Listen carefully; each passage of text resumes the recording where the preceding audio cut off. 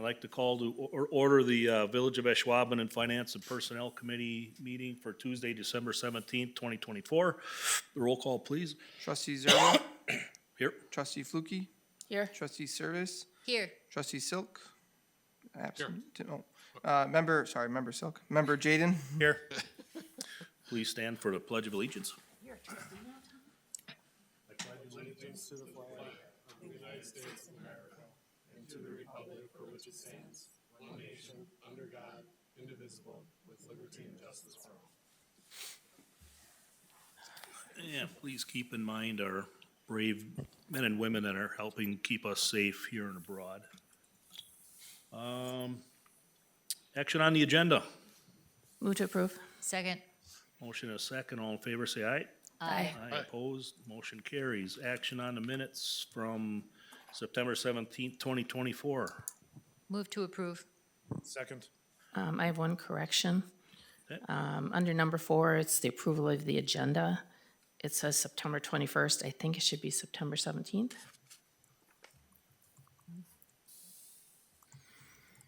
All right, so noted. All right, we have a motion and a second. All in favor, say aye. Aye.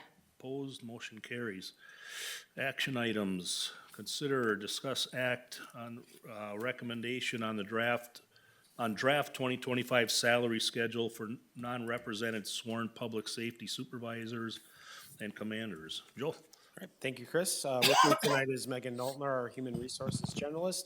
I want to thank Megan first and foremost at the top here for the work that she did in preparation of this proposal before you tonight. Megan did a lot of the legwork and the heavy lifting, and I want to thank her for that and acknowledge her work towards that end.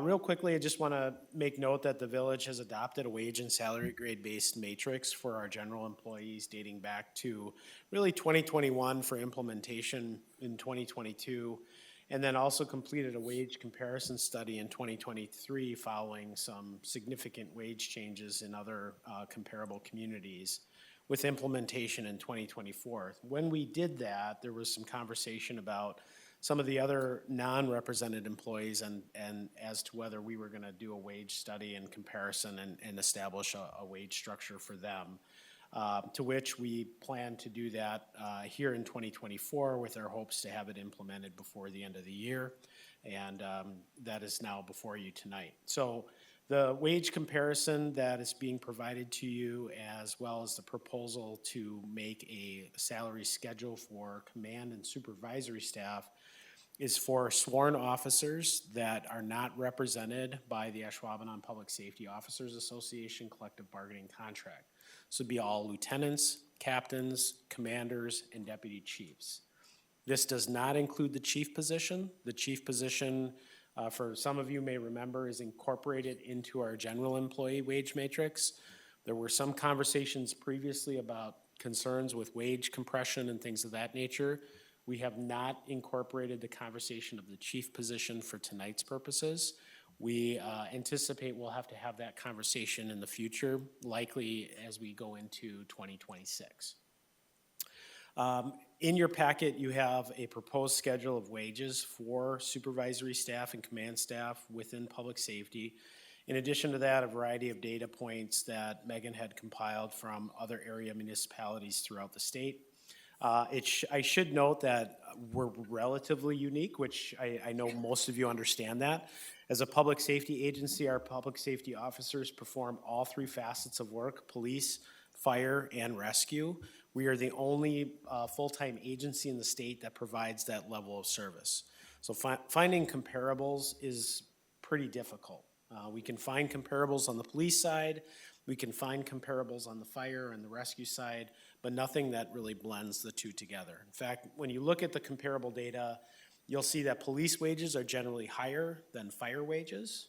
And then if you try to find kind of a balance between the two, it's not going to necessarily align perfectly as well. So a lot of analysis goes into, whether or not these positions match based on the level of responsibility. So we're looking at job descriptions, size of organization, head count, things of that nature as part of the analysis.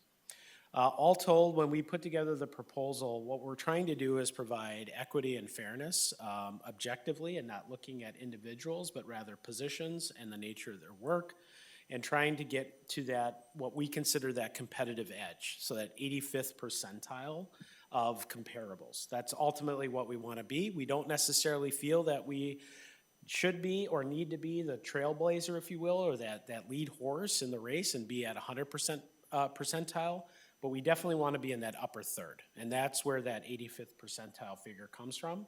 We're competitive. In some cases, we may be highly competitive. In other cases, we may be a little bit slightly edged competitive, but maybe there is some room for growth. So in the comparables, you'll note some ranges, and those ranges indicate that 90th, 85th percentile, so on and so forth. We've highlighted the 85th percentile principally for the purpose of just indicating that that's what our target goal is for our employees, regardless of whether they're a sworn officer or a general employee within our salary and wage matrix. Based on the study that was conducted, we understand that our supervisory and command staff, because their wages haven't really been adjusted or changed outside of just general cost of living increases over the last 4 to 5 years, that our wages have fallen slightly behind our comparables. And so what we're proposing to do is try to get that to a point where we're within that 85th percentile and do that over a 3-year period of time. Because we are relatively behind, to do one large increase in 1 year financially would not be a viable solution. All told, over that 3-year period, wages are increasing for those specific positions about 18% over a 3-year period. That's a pretty large sum of money to try to take into one fiscal period. So what we are proposing is an incremented approach to instituting these changes, and that annual wage schedule that is in your packet kind of breaks it down. So all of our supervisory staff, if you're a lieutenant, you're all at the same wage regardless of the number of years you've served in that role. Same thing for captains, same thing for commanders, and we have only one singular deputy chief. So what we're proposing to do is honor the good faith adjustment that we would normally do. Essentially what we do through a good faith adjustment is we add an increase based on what we anticipate comparable collective bargaining agreements to come into play.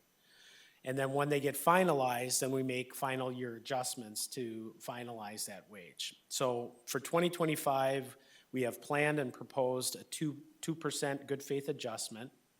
And that's gonna, again, be balanced out towards the end of the year when we receive all 8 to 9 comparables under our collective bargaining agreement. Now, I just want to point out that, again, our wage schedule is not for represented employees under the collective bargaining agreement, but in order to avoid wage compression, what we do is we adjust the supervisory and command staff to the same percentage as we do the collective bargaining agreement.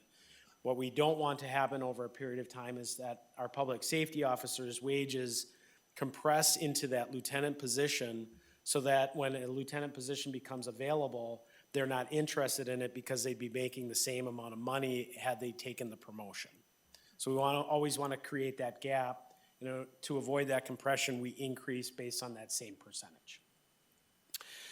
So we would offer that 2% good faith adjustment at the start of January 1, 2025, and then to begin the implementation of the increases in wages, we would look at 6 months by providing an additional percent increase over that 2% good faith, and that would begin July 1, 2025.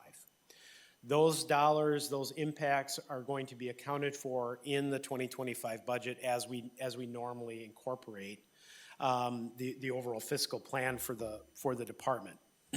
Then, beginning January 1, 2026, you would see another incremental increase to that base wage. And then again, that would follow suit in January 1 of 2027. So you'll have 2 increases in 2025, a larger increase January 1 of 2026, and then a final larger increase in January 1, 2027. Now, I will note that we are showing increases for 2026 and 2027 based on today's base wage of that, with that 2% good faith adjustment. We will make adjustments to those wages again as we plan for that next good faith adjustment in 2026. So it could be another 2% on top of that, but that's based on today's dollars. We don't know what next year's good faith adjustment will be until we get closer to the end of next calendar year.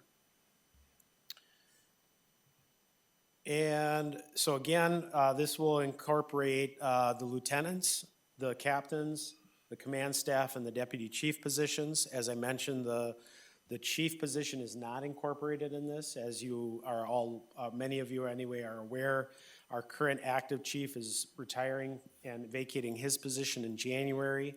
We will have an interim chief serve for up to the next calendar year, and it could be beyond that certainly. And so that chief is working through with our current, within our current general employee salary schedule. In the event we get to the point where we will begin to recruit for a permanent replacement or a permanent full-time chief of public safety, at that point we would address the wage compression issues that we see currently with the deputy chief and the chief position based on the relationship of which one falls under which pay chart. So with that, I'd be happy to answer any questions on kind of process, policy, and Megan can certainly answer any questions that you may have regarding comparables and the data collected and as it went into creating this proposal. So you said we already have in the budget funds for the 2 increases in 2025? Correct. So we always budget a % increase within the budget because for 2 reasons. One, we have to plan for the good faith adjustment, and then we have to plan for the final adjustment. And then we budget a certain amount of attrition within our budget as well that will accommodate these 2 increases. What we don't have planned for, and that would have to be incorporated into the subsequent budgets, is the increases for 2026 and 2027.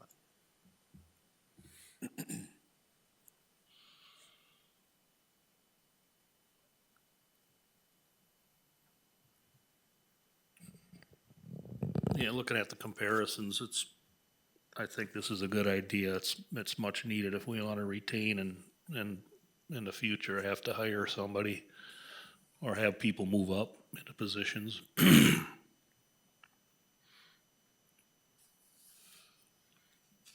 I'll move to recommend to the village board to adopt the 2025 Public Safety Supervisory Command Pay Schedule as presented. We have a motion, we have a second. I'll second it. Okay, motion and a second to accept the wage proposal. All in favor, say aye. Aye. Aye. Opposed? Motion carries. All right, items for next agenda. Anybody want to see anything, discuss anything? If not, we will take a motion to adjourn. So moved. Second. All right, motion and a second. All in favor, say aye. Aye. Opposed? We are adjourned.